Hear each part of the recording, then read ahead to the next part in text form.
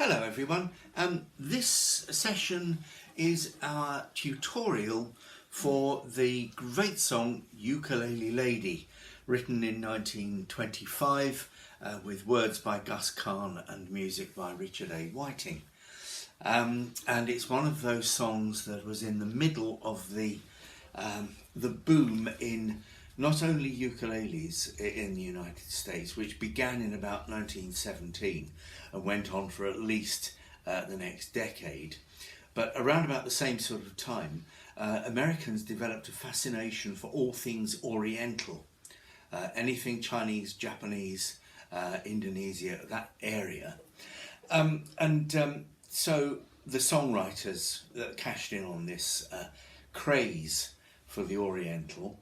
And one of the things that the songwriters picked up on was the word Nagasaki, the city in Japan. That was meat and drink to composers, and so there were several songs around. One that I'm aware of is called Back in Nagasaki, where the fellas chew tobacco and the women wicky wacky woo. And so that expression wicky wacky woo crops up in the song that we're going to look at today, Ukulele Lady, and so that's why the expression wiki wacky woo came about. There are two versions floating around on YouTube that I've come across. There are several actually, but the two I've looked at consist of the one by Bette Midler, which is the one that seems to be known by most people.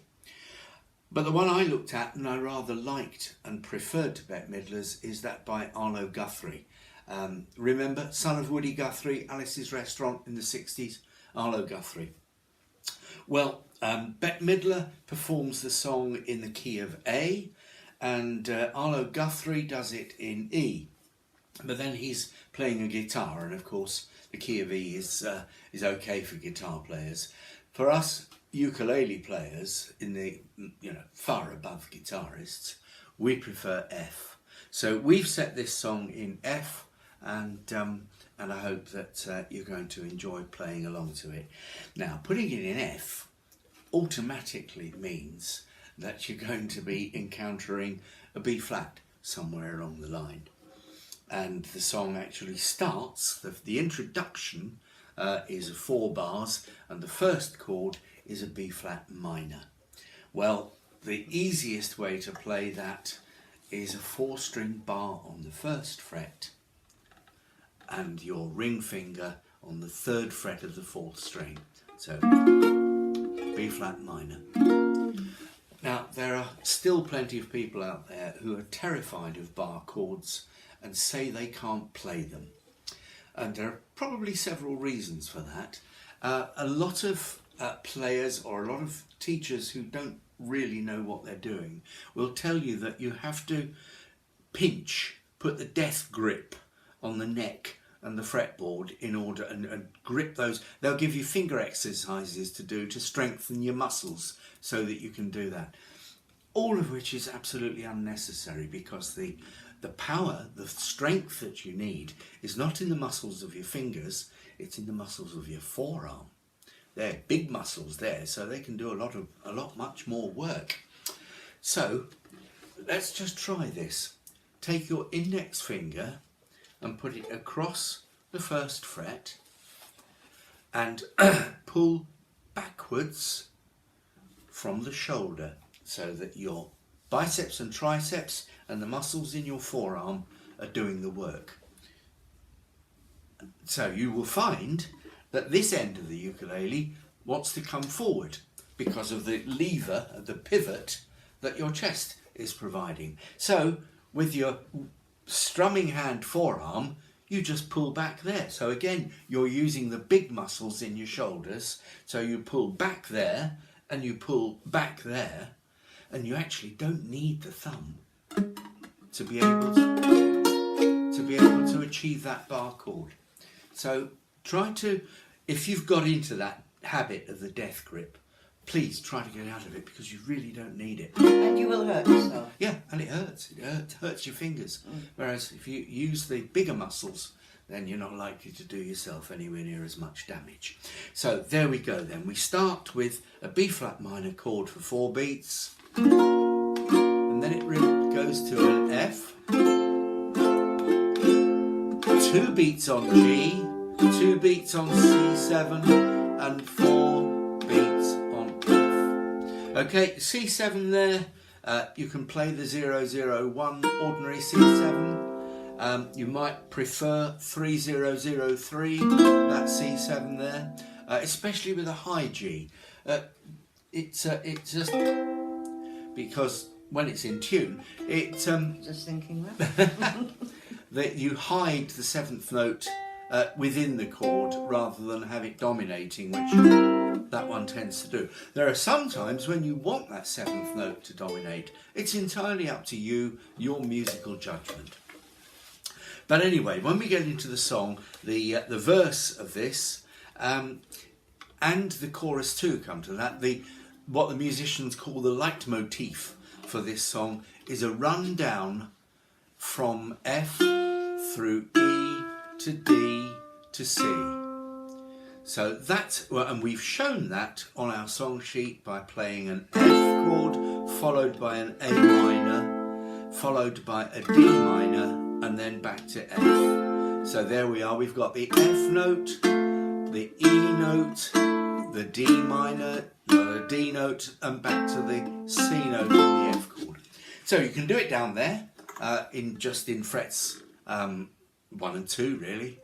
But for a different voicing, you can raise the whole thing an octave, and with your friendly bar chord that you have now come to know and love, bar the 5th fret and put your little finger on the 8th fret of the 1st string, and that's another voicing for an F chord.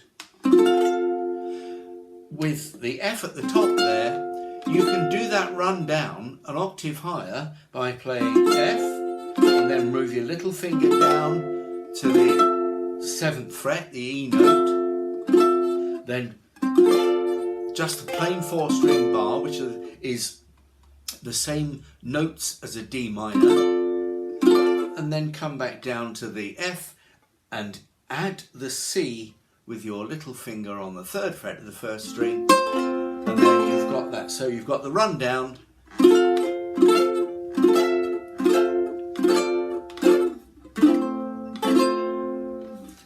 and that's the first half of the first line. So I saw the splendour of the moonlight.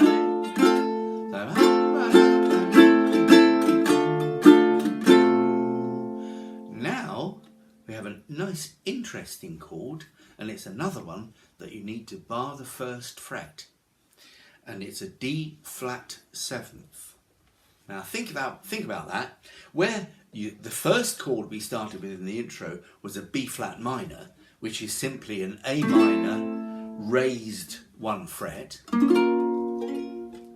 D flat 7th is simply a C 7th raised 1 fret. So it's 1 1 1 2. So your middle finger will go on the 2nd fret of the 1st string. There you go. And the note that you want to ring out in this instance is the top note there. In a D flat 7th chord, it is called C flat, but in the civilized world, you'd call that a B note. And you would expect, most people would expect, if you need a B natural note when you're playing in F, you'd achieve it with probably a G7th. But playing it as a D flat 7th just adds different harmonies, and it's just a complete little twist on the idea. And also it chimes in with what the melody is doing, because the melody is doing I saw the splendour of the moonlight on Honolulu Bay. So it's doing that. And in this instance, that D flat 7th is followed by a C7, and I would use that C7, 0001, because again you want that 7th note to be ringing out, and then resolve to an F. So that's the first line of the verse. The second line of the verse is exactly the same, it's identical. Then we get to the third line, which is just D minor and A minor now, and the melody is going, and all the beaches are full of peaches. Are we allowed to say that now? I think so. You get away with it. Well, okay. So okay, you can play your ordinary D minor down there, but if you want to go up to the 5th fret, bar the 5th fret, and put your ring finger down on the 7th fret of the 4th string, there's another voicing for D minor, another inversion, another position, and you've got the melody on the top 2 strings. And all the beaches, and all there you go. And then from a D minor, it goes to an A minor. So if again you put your little finger on the 3rd fret of the 1st string, still an A minor chord, but you've got that C note in there which you can take off. Who bring their ukes along. Goes to a normal A minor. And then the last line, and in the glimmer of the moonlight, they love to sing. There we go to a G7, this song. If you want to play that rundown, it's C on the top string, on the 1st string, B flat on the 1st string, A open 1st string, and then a G, which leads us which is the 3rd fret of the 2nd string, which leads us down to the F. And then we get into the chorus, If You Like a Ukulele Lady. And again, we've got that same rundown on the F, E, D, C. So if you like the ukulele lady, you can do it down there, or you can do it.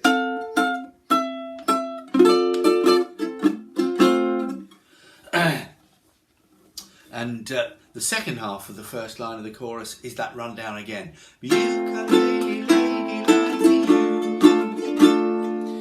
The second line of the chorus, and also the 4th line pretty much, is your rotating G minor and C chords. Now G minor you can play quite happily as your normal 0, 2, 3, 1. Then you just need to hop your ring finger across to the 1st string for the C. So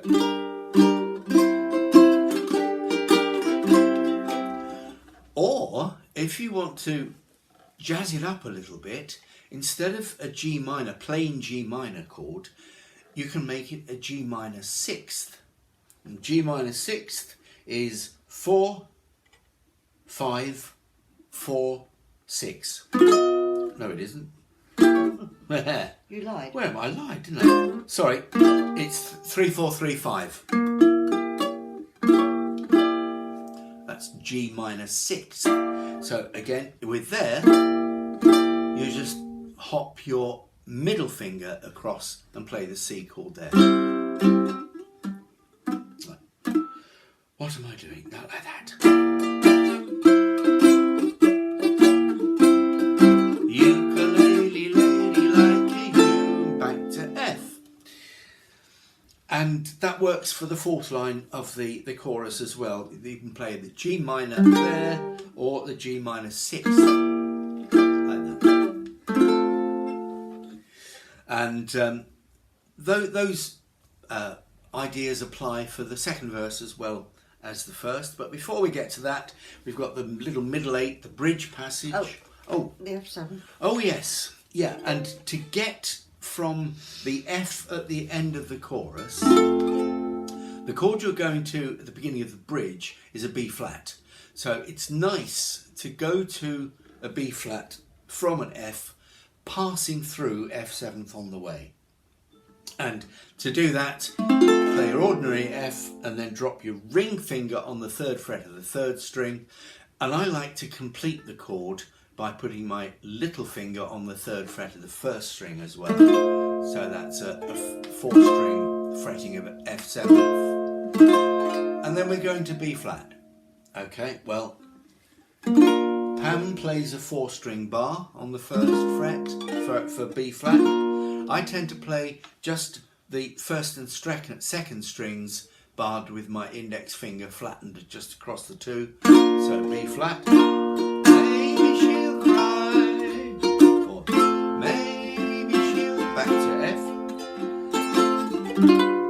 get the G7. Maybe she'll find somebody else. Bye.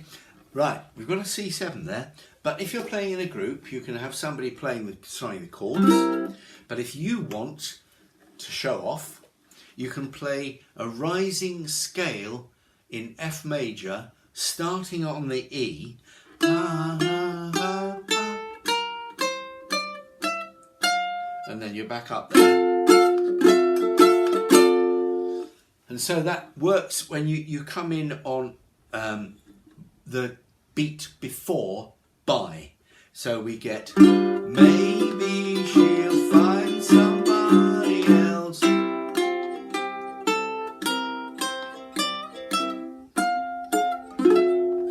So that's something that you can factor into your playing, and it helps you to learn your scales too.